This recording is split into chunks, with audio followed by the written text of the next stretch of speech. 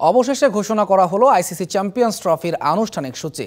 Host পাকিস্তানের match দিয়ে 19 ফেব্রুয়ারি শুরু হবে আসর, ফাইনাল 9 মার্চ।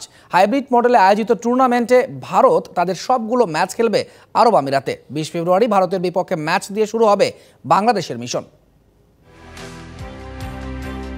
ভারত পাকিস্তান দ্বন্দ্বে পেন্ডুলামের মতো দুলছিল আসন্ন চ্যাম্পিয়ন্স ট্রফির ভাগ্য। অবশেষে আইসিসি ও ভারতের চাপের মুখে নতি স্বীকার করে পাকিস্তান। শর্ত সাপেক্ষে রাজি হয় হাইব্রিড মডেলেই টুর্নামেন্ট আয়োজন করতে। সানবিট সব দিবে সামাল। সানবিট ম্যাজিক প্রেস ডিশওয়াশিং এর মাথা ঘোরানো সলিউশন।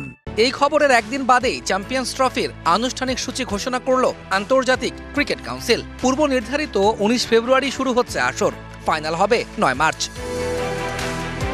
উদ্বোধনী ম্যাচে নিউজিল্যান্ডের বিপক্ষে মাঠে নামবে হোস্ট পাকিস্তান, খেলা হবে করাচিতে। এর একদিন বাদেই শুরু হবে টাইগারদের মিশন। আরব আমিরাতে বাংলাদেশ খেলবে হট ফেভারিট ভারতের বিপক্ষে। 24 ফেব্রুয়ারি শান্তদের দ্বিতীয় ম্যাচ রাওয়ালপিন্ডিতে, প্রতিপক্ষ নিউজিল্যান্ড। 3 দিন বাদে একই ভেন্যুতে গ্রুপ পর্বে টাইগাররা নিজেদের শেষ ম্যাচ খেলবে হোস্ট পাকিস্তানের বিপক্ষে। হাইব্রিড মডেলের টুর্নামেন্টে ভারত তাদের সবগুলো ম্যাচই খেলবে আরব আমিরাতে। সেমি নিশ্চিত করতে পারলে ভারত খেলবে প্রথম সেমিফাইনাল, সেক্ষেত্রে ম্যাচটা হবে আমিরাতেই। একইভাবে শেষ চারে জায়গা করে নিতে পারলে পাকিস্তান খেলবে দ্বিতীয় সেমিফাইনাল, আর এই ম্যাচটা হবে লাহোরে।